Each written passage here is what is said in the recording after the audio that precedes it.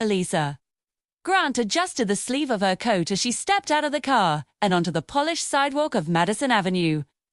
Winter sunlight reflected off glass storefronts, turning the street into a corridor of luxury and quiet confidence. People walked past carrying branded shopping bags, their conversations blending into the steady rhythm of the city. She paused for a moment outside the jewelry store, staring at the elegant display window. Diamond necklaces rested on velvet, stands beneath soft lighting, each piece sparkling with deliberate perfection. She smiled to herself. 10 years of marriage deserved something meaningful. And she had finally found time between business trips to buy the anniversary gift she had been planning for months. Elisa was no stranger to success. As the founder of a fast-growing marketing consultancy, she had built her company from a small freelance operation into an agency trusted by major brands. Long nights, difficult clients, and relentless determination had shaped her journey. Today was supposed to be simple, a quiet moment to celebrate how far life had come. She opened the door and stepped inside. Soft piano music played overhead. The air smelled faintly of polished wood and expensive perfume. Glass counters stretched across the showroom, each filled with carefully arranged jewelry. 2 sales associates spoke with a couple near the back, laughing politely. Elisa approached a display case, admiring a platinum bracelet. Within seconds, she noticed movement from the corner of her eye. A man in a dark suit stood near another counter, pretending to adjust items while watching her reflection in the glass. She ignored it at first. Luxury stores often had attentive staff. But as she moved toward another display, he moved to Elisa, picked up a necklace to examine it more closely. Before she could ask for assistance, another employee appeared beside her, her smile tight and rehearsed. "Can I help you with something?" the woman asked. "Yes," Elisa replied warmly. "I'd like to see that diamond bracelet." The employee hesitated for a fraction of a second before unlocking the case. As she handed it over, Elisa noticed the suited man standing closer now, pretending to browse watches while clearly watching her hands. The realization settled slowly but unmistakably. She was being monitored. Elisa kept her expression calm. Years of navigating professional spaces had taught her how to recognize subtle discomfort without reacting immediately. Still, the atmosphere felt different from other luxury stores she had visited before. Conversations nearby seemed relaxed, but around her, tension lingered quietly. She tried on the bracelet, admiring how it caught the light. "It's beautiful," she said. "It is," the associate replied, though her attention kept drifting toward the man behind Elisa. As Elisa continued browsing, another employee joined the floor. Within minutes, she realized 3 staff members rotated positions nearby, never far from her location. She felt heat rise behind her calm exterior. A white couple entered the store laughing loudly. A sales associate greeted them enthusiastically, offering champagne almost immediately. They moved freely between displays, handling items without scrutiny. No one followed them. Elisa placed the bracelet carefully back on the counter. "I'd also like to see engagement rings," she said, testing something quietly. The associate nodded but did not step away to retrieve items. Instead, she signaled subtly toward the suited man, who walked closer. "Just standard procedure," he said politely, though no explanation followed. Procedure. The word echoed louder than intended. Elisa's chest tightened, not from anger, but from familiarity. She had experienced moments like this before, subtle signals suggesting she did not belong in certain spaces, despite clear evidence otherwise. She reached into her purse slowly and removed her phone, pretending to check messages, while discreetly activating the camera recording feature. If this was happening, she wanted clarity. Minutes passed. Every movement she made seemed observed. When she stepped toward another counter, someone followed. When she paused, they paused. Finally, she asked calmly, "Is there a reason I'm being watched?" The associate froze slightly. "No, ma'am. We're just ensuring customer service." customer service that did not apply equally. Alyssa nodded slowly, her decision forming. "I'd like to speak with the manager." The request shifted the energy instantly. A tall man emerged from an office at the back, adjusting his tie as he approached. "I'm Daniel, the store manager. How can I assist you?" Alyssa maintained steady eye contact. "I came here to purchase an anniversary gift. Instead, I've been followed since I walked in. I'd like to understand why." Daniel's professional smile faltered slightly. "I assure you, we treat all customers equally." Before he could continue, Alyssa turned her phone screen toward him, showing the recording capturing staff movements around her. The manager's expression changed from confidence to concern. "I didn't come here for conflict," she said calmly. "But I also didn't come here to feel like a suspect." Silence spread across the showroom. Other customers began noticing the conversation. Daniel cleared his throat. "Let's discuss this privately." "I'd prefer we discuss it honestly," Alyssa replied. At that moment, another customer approached quietly, a woman who had been browsing nearby. "I noticed it too," she said gently. "They've been watching you the whole time."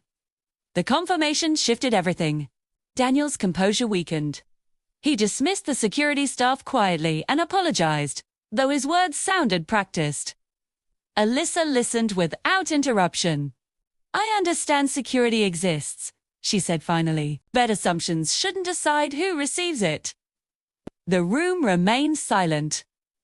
What Daniel did not yet realize was that Alyssa's influence extended far beyond a single purchase. Her company handled branding strategies for several national retailers. She understood reputation, perception, and public trust better than most. Later that evening, she shared her experience online, not angrily, but thoughtfully. She described how subtle bias felt, how professionalism could coexist with exclusion, and how moments like these shaped customer trust. The post spread rapidly. Thousands responded with similar stories.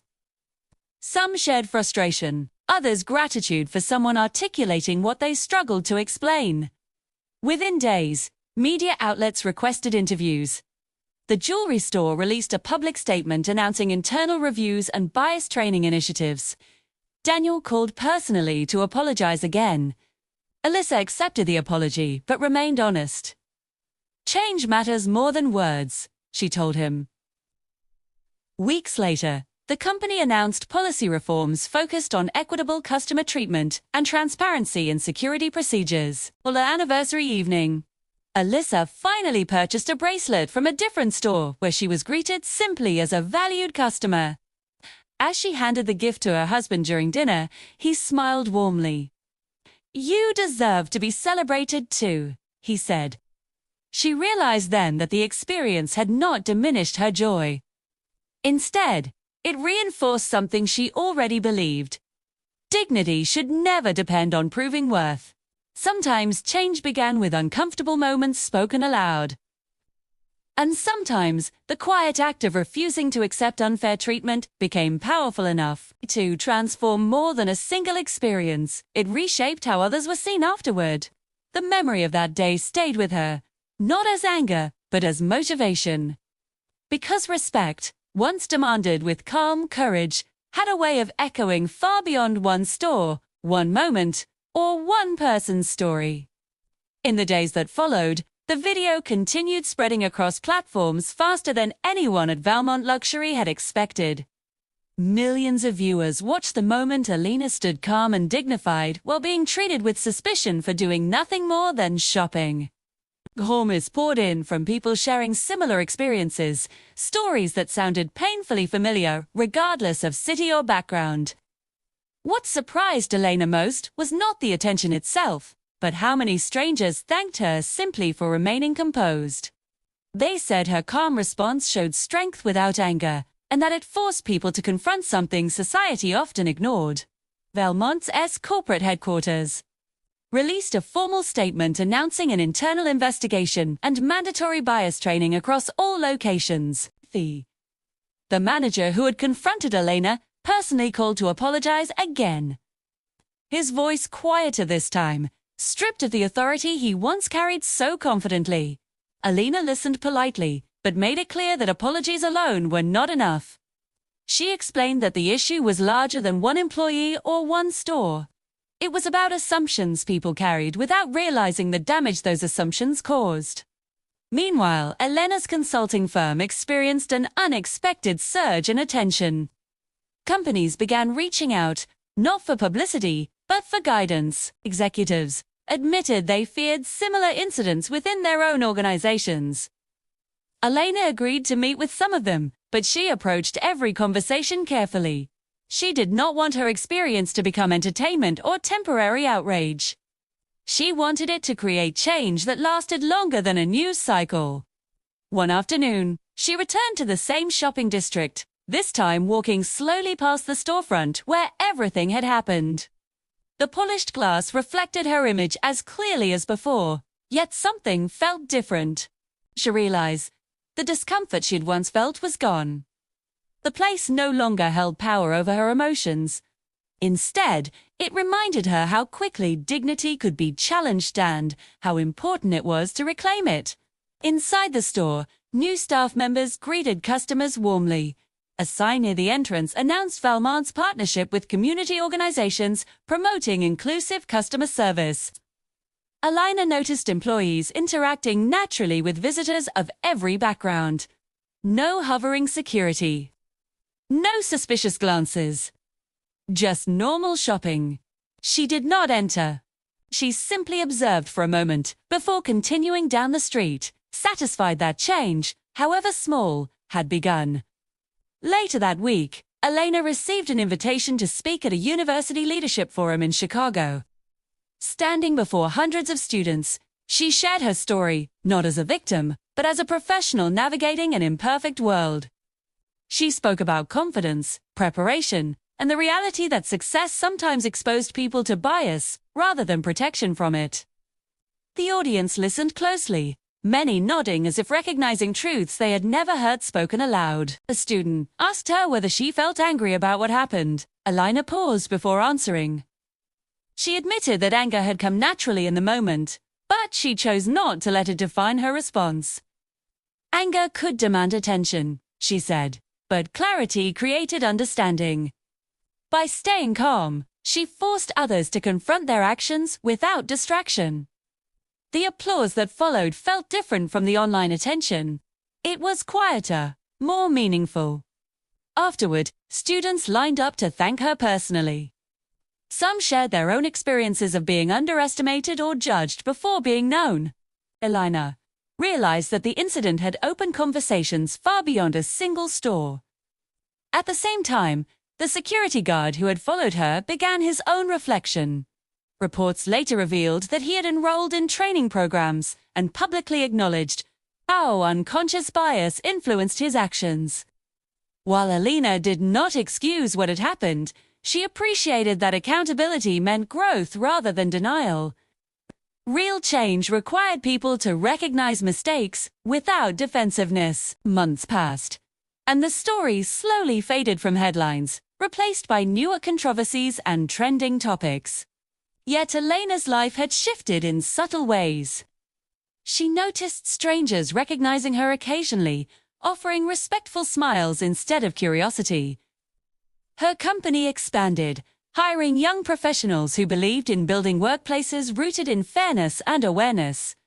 One evening, as she prepared for her anniversary dinner, the gift she originally intended to buy that day, Elena reflected on how differently events could have unfolded. Moments of humiliation could have remained private pain, forgotten except by those involved. Instead, it became a catalyst for dialogue. She realized that strength did not always mean fighting loudly. Sometimes it meant standing firm enough for others to see the truth clearly. Her husband listened quietly as she shared these thoughts over dinner. He reminded her that dignity often influenced people more than confrontation ever could.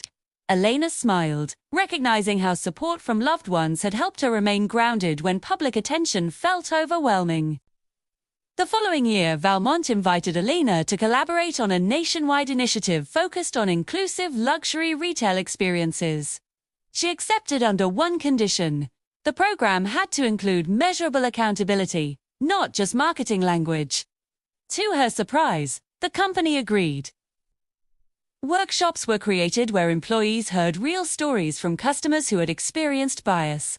The goal was not punishment, but awareness, helping staff understand how small actions could carry deep meaning. During one training session, Alina watched employees participate in role-playing scenarios designed to challenge assumptions.